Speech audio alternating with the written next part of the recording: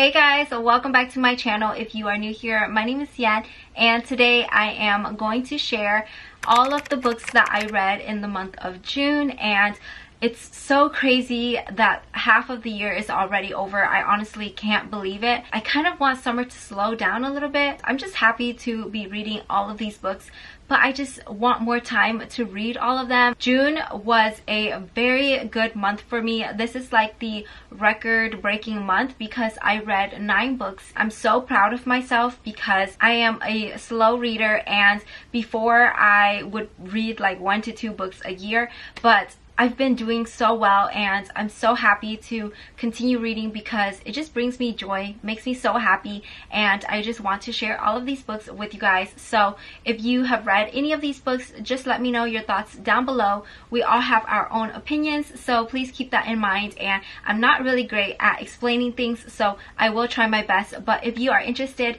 in seeing all of the books that I read in the month of June, then please keep on watching.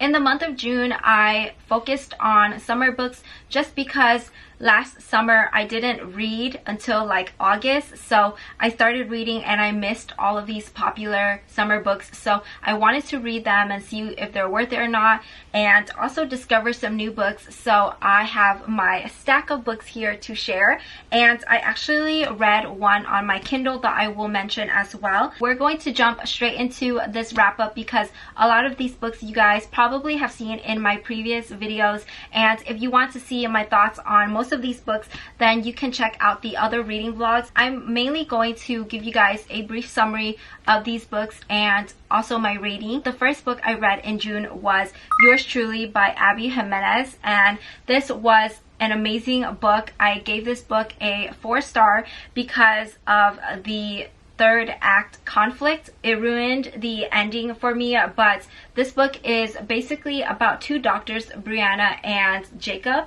and Jacob is new to the facility. Basically, he made a bad impression on the first day. They don't know that he actually deals with anxiety, so it's an amazing book that really showcases anxiety and what he has to go through and how he deals with it. They start eating lunch and connecting together. It's really cute. I love this book a lot. I still think about this book from time to time, and it lives rent-free in my brain. But yeah, it was just the ending for me. Otherwise, I would have given this a 5-star, and I really like her writing as well, so I would highly recommend this book. I did read Part of Your World prior to reading this book. This is the second book, but it's honestly like a standalone, so you can just read this by itself, and I've been hearing a lot of people talk about this. It's totally worth the hype. And then the second book that I read was When in Rome by Sarah Adams, and this book is a pretty thin book, so a very quick read.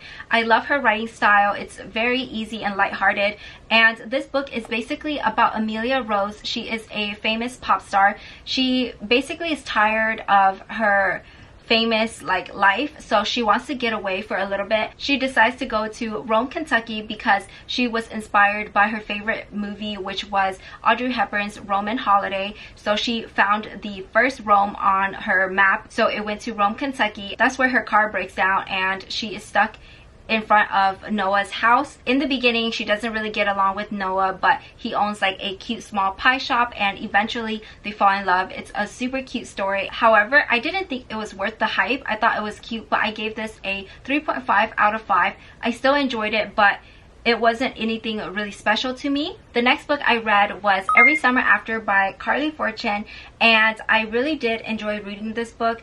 I was very conflicted because at the end I didn't really know how to feel about this book. This book is basically about Percy and Sam, and one day Percy receives a call from Sam's brother saying that, you know, their mother passed away and would like her to come to the funeral. So she goes back to this lake house where she spent her summers with Sam. Basically, you follow the now and then timeline, and there are 6 summers. This was like a second chance romance.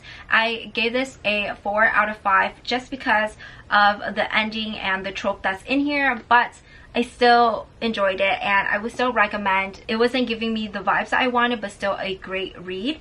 And then after I read that one, I read Book Lovers by Emily Henry, and this was my first Emily Henry read. This was actually a 5-star read, and I was very surprised because I guess I went in not really knowing what this book was about, and also I didn't really have high hopes for it. But that's what I love about reading, when you know these books make you feel a certain way. And honestly, I didn't expect anything, but I completely fell in love with this book. I don't really have much to say besides the fact that I think it's perfect. This book is about Nora and Charlie. Nora is a workaholic, and basically her sister convinces her to go to this small town for the month in August to basically relax a little bit.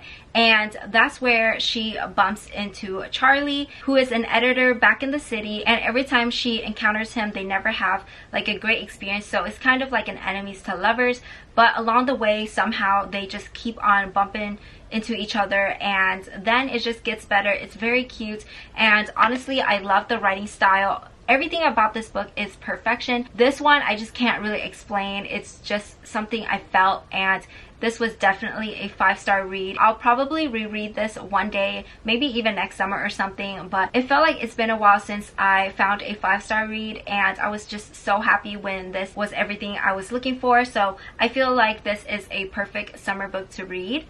The next book is a very popular book. I read Love and Other Words by Christina Lauren. So I actually did tab this book up, and I really enjoyed reading this book. However, it was actually pretty similar to Every Summer After, so it kind of ruined that how those two books were pretty comparable. I wonder if I would have given this a higher rating if I read this one before Every Summer After, or if I gave it a little bit more time. I think I read like 1 or 2 books in between that book and this one, and this one is basically about Macy and Elliot. You guys, I just really like Elliot in this book. Macy is currently a pediatrics resident, and she's trying to plan her wedding, but she bumps into Elliot, who is someone that she spent her summers with when she was growing up in this like small town outside of San Francisco. It has that now and then timeline. Something happened that caused her and Elliot to stop talking for a decade, and basically when they bump into each other, they try to, you know, talk about it. It was so sad, the ending. I didn't expect it, and I actually cried reading this book. So it was another sad book that I didn't expect, but I do think about this book. I would highly recommend this, even though I don't really like second chance romance books, and again, a 4 out of 5-star read. The next book I read was That One Night by Emily Rath. This book was a prequel, so I read this on my Kindle, and I loved this book. This book was about Rachel and Jake. They met at a bar while Jake was basically trying to help her, and they didn't give each other their numbers, their names, or anything, so they don't really know anything about each other. I really enjoyed it, and I thought that book was like perfect. I gave that a 5-star. I don't really read novellas, so I don't really know what to rate it. I thought that book was perfect. I honestly wouldn't change anything, so that's why I gave it a 5-star. It was spicy, so I enjoyed that book. And then I got into the actual book, which is called Pucking Around by Emily Rath. I forgot to mention that Jake is in the NHL and he plays for the Jacksonville Rays. This book is actually like 700 pages, and I honestly for some reason didn't read the back of the book, and this is why I feel like I need to read books instead of going into them blindly. But this book caught me off guard, and I was very shocked because I loved reading the prequel so much that I didn't really mind. I just went straight into reading this one, and this one is actually a Why Choose, a reverse harem, and these were new tropes to me that I didn't know. And I have to mention that she also puts the content warnings at the front, so make sure you guys check out those before you read this book. This book is about Rachel, and she is trying to get a fellowship. She ends up working for the Jacksonville Rays, and that's where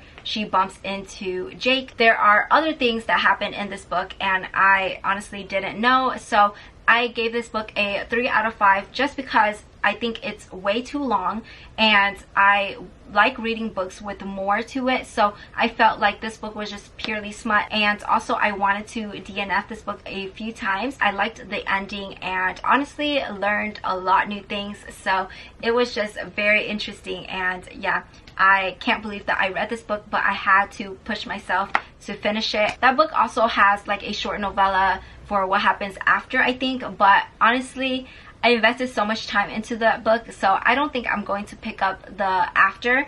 But the next book that I read was Practice Makes Perfect by Sarah Adams. This one follows When in Rome. It's an interconnected standalone, so you don't have to read When in Rome, but I do think you should. There are references in this book that I think would be more enjoyable if you read When in Rome first.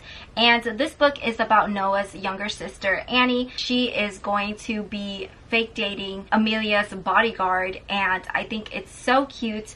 I gave this one a 5-star actually, and I honestly think it's perfect. I love the cover of this book as well, and this is another small town romance. Fake dating got me. I'm so glad that she came out with this book. The last book I read in June was Once More with Feeling by Elisa Sussman, and this book is basically about Katie Rose, and she is a very popular pop star during that time, and she's dating Ryan, who is the hottest member of a boy band called Crush Zone. She likes performing, but she doesn't like anything that comes with the fame. Something happens to her that caused her career to end, and there was another band member involved, and his name is Cal. Later on, Cal becomes a director, and he wants her to be part of, you know, his set. It follows the now and then timeline. You kind of know what happened in the beginning, and there's a trope in here that I don't really like. This is like a second chance romance as well. I gave this one a 3 out of 5 just because I still enjoyed this book, but honestly I feel like it might be a little bit controversial because of the trope. Still enjoyed it, but I just didn't really think it was right. So that's basically all that I have to say about this one. So those were all of the books that I read in the month of June. I honestly can't believe that I read 9 books. It's so crazy, and I'm hoping that I am able to read about the same amount in July because I am going on vacation. So hopefully that means more time to read, and you know, it might be a fail if I end up reading like 2-3 books because I get distracted with other things while traveling. But I hope you guys enjoyed this video. I appreciate all of you, and thank you so much for watching. Hopefully I'm getting better at explaining things and sharing everything with you guys. But if you have read any of these books, have any thoughts to share, feel free to comment them down below, and I will see you in my next video. Bye!